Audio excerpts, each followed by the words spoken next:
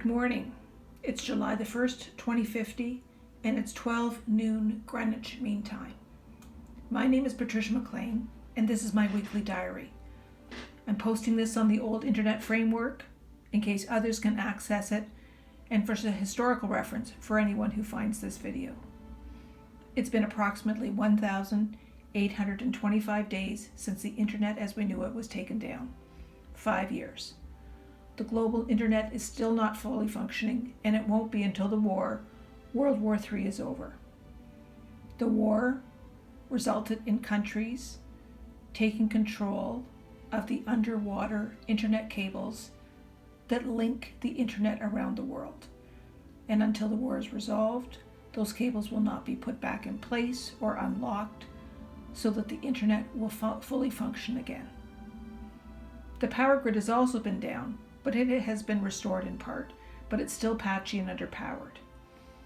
We've heard that the power grid will continue to be brought back, maybe not to where it was before the war, but to a level better than it is today. Currently, the internet is simply, at best, an intranet, a vehicle for those with old technology to communicate with each other within Canada.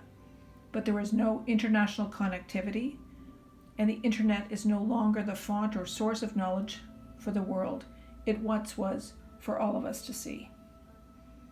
I'm with my family in Ontario. I am well, although almost 90 years old. With me are my children, grandchildren, and now great-grandchildren. In the old days, we all lived separately, but starting in 2020 during the global pandemic, we lived together for approximately 5 years until the virus was contained, and then went back to our separate homes. But starting in 2044, just before the official start of the war, about 6 years ago, everyone came to live here. We decamped from the cities and came here to a rural property well away from the cities, and here we stay. I bought this property almost 30 years ago, just after the global pandemic of 2020 started. In the beginning, in 2020, we had lockdowns to prevent the spread of the virus. It seemed like a good idea to buy a big property outside of the city that had room for everyone and might make us more self-sufficient. We have woods, acreage for farming, fresh water, and have developed solar power to assist with our energy needs. In 2020, we thought the move out of the city would be temporary, months, maybe a year. But that changed, and when the pandemic had second, third, and fourth waves with increasing rates of mortality, the time up here lasted for 5 years. The global pandemic of 2020 changed a few things, particularly education. It accelerated the use of digital means for us to work, teach, and socialize. With respect to school, students didn't attend classes in person for almost 5 years. There were a few attempts to get the students back into a classroom, but each time the virus got ahead of what society could accept, and everyone went back home again. E-teaching was accelerated quickly to deal with this issue. At first, e-teaching was a poor substitute for in-class teaching. Thinking in terms of a SAMR model, S-A-M-R model, it was teaching below the line. Many teachers were ill-prepared to move to an online teaching in a manner that was much more than a digital copy of what had been a traditional in-class program. Over time, and the government had 5 years, the government did have the opportunity and found the money to work with teachers to improve online teaching and education in a digital manner that became the norm. There were some changes.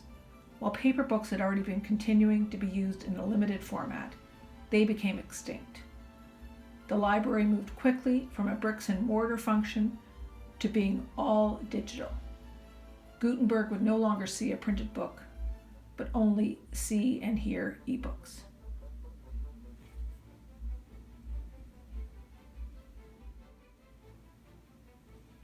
By 2025, we went back to things that we thought were normal, and technology kept on changing and improving.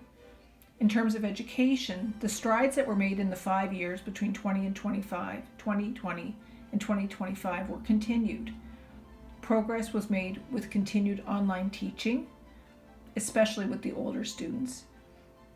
And the classroom moved more and more to a digital and technology-based format. In those 20 years, text became almost obsolete. AI changed technology so that we no longer needed to read anything, and when we do read, it's using our Google Glasses. The glasses display the text in front of us, the font and sizing can be changed individually, and we can have the glasses display text for just ourselves, or switch and allow sharing for others to see the text. The result, by 2025, we didn't have anything written down. A couple of generations hadn't learned cursive, a couple of generations weren't writing anything down at all. We no longer saw text on paper or even on a monitor like in the old days. It was all virtual. The problem? In 2045, 5 years ago, when the internet went down, so did everything else. Our ability to read virtually was gone.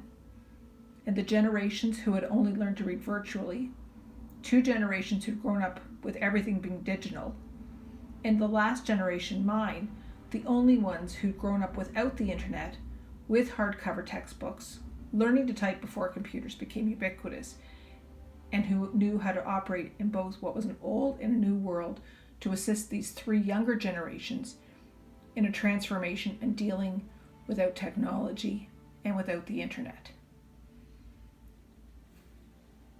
We haven't lost the technology. We haven't lost the knowledge regarding the engineering capabilities we had. But for lay people, by 2045, the loss of the ability to simply look up something on the internet was a big change. We had to go back to the written text, and we had to find written books to go back to. Fortunately, when I bought this house in 2020, the older residents, yet another generation further older than me, had left a house full of books and a 1970s set of encyclopedias. While the books might be dated, they have been used for our own teaching program for the past 5 years. Well-thumbed copies of classics have been circulated between all the children and our neighbors, and encyclopedias have been the source of reference information. In some ways, the small classroom is now back to in-class learning. It looks a little bit like Little House on the Prairie 150 years ago. We have become a cooperative group. We share our resources. We share the knowledge of the multiple generations to teach the children, and we try to teach each other. And we try not to lose the strides we made with technology in the event that the underpinnings of same are available again. For many, this new world seems to have been a dark time, especially for those who never knew any way before the internet and before the digital world. But we've tried to make the best of it. We've tried to spend more time together, no time on our phones, and as a group have worked cooperatively to try and share our knowledge within the system that we're given. It's 2050. I'm not sure what 2055 is going to bring, but we'll see.